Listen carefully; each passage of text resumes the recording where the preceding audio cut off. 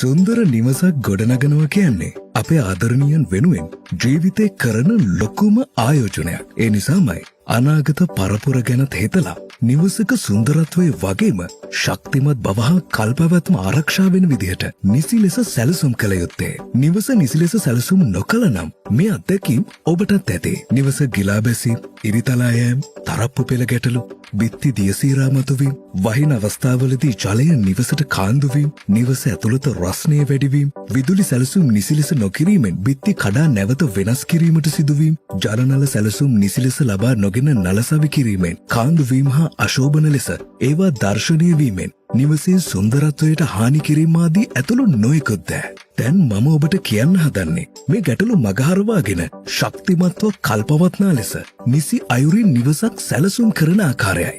ඒ සඳහා ඔබ කළ යුත්තේ ගෘහ නිර්මාණ සැලසුම සමග ස්ට්‍රක්චරල් ප්ලෑන් එහෙමත් නැත්නම් ව්‍යුහ සැලසුම් ලබා ගැනීමයි. මෙම සැලසුම් මගින් අඩිතාලම, ස්ලැබ් එක, තරප්පු පෙළ ආදී දෑ නිසි ලෙස නිර්මාණය කරන ආකාරය සැලසුම් කරනවා. ඊට අමතරව විදුලි සැලසුම් හා ජලනල සැලසුම් ලබා ගත යුතුයි. මේ තුලින් විදුලිය හා ජලය නිවස තුළ බෙදා හැරීම ක්‍රමවත්ව සැලසුම් කරනවා. මෙම සැලසුම් සියල්ල සමග අනාගත පරපුරට දායාදයක් ලෙස ඔබේ නිවස නිසි ලෙස සැලසුම් කරන්න නිවාස සැලසුම් ක්ෂේත්‍රයේ ප්‍රවීණයා වරුණ මනම්පේරි ඇසෝසියේට් ප්‍රයිවට් ලිමිටඩ් හා ඔබත් අතම සම්බන්ධ වන්න.